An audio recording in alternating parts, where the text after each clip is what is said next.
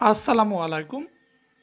আমরা যারা ছাদ বাগানের পাশাপাশি মাটিতে বিভিন্ন জাতের কমলা গাছ লাগিয়েছি, বিশেষ করে এই সময়টাতে ফল যখন একটু বড় সাইজ হয়ে যায়, তখন রোদের কারণে ফলের এক পাশ একেবারেই পুড়ে যায় বা সানবার্ন হয়ে যায়, এবং এটার কারণে এক পাশে রসটা শুকায় যায় এবং এক পাশে রস হালকা থাকে।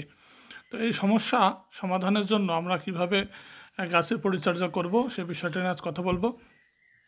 বিশেষ করে চাইনিজ কমলা দেখা যায় যে নভেম্বর মাস পার হলেই গাছের ফলের রস পুরোপুরি শুকিয়ে যায়, এবং বাড়ি মালটার ক্ষেত্রেও একই সমস্যা দেখা দেয়। তো ফলের রস যেন না শুকোয়, এর জন্য আমরা একটা কাজ করতে পারি। ফলটা যখন একটু বড় সাইজ হয়ে যাবে, তখন গাছটা রোদের যেখানে লাগানো আছে, যদি মাটির গাছ হয় তো সেক্ষেত্রে এই রোদে সানবার্নের সমস্যা কিছুটা কম হয়, তবে টবের গাছের ক্ষেত্রে এই সমস্যাটা বেশি হয়। তো এর জন্য আমরা গাছটাকে রোদে যেখানে আছে সেখান থেকে সরিয়ে একটু ছায়াযুক্ত স্থানে রাখতে পারি।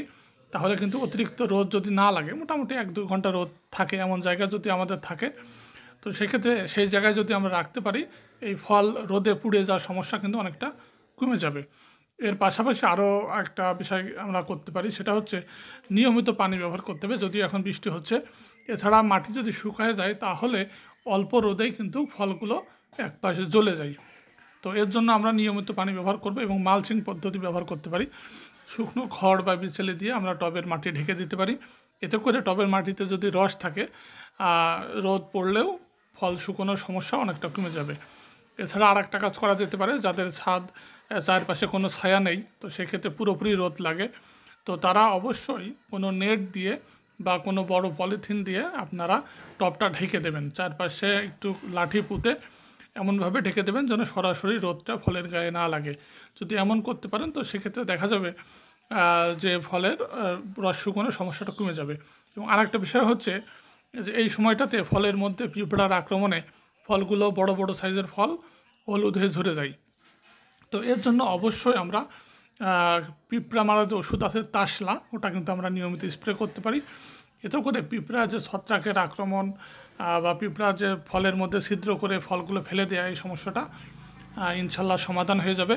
এবং দেখতে পাচ্ছেন অতিরিক্ত রোদের কারণে প্রত্যেকটা ফলের উপরের অংশ, যে অংশে বেশি রোদ লাগে, সে অংশ কিন্তু লাল হয়ে গিয়েছে।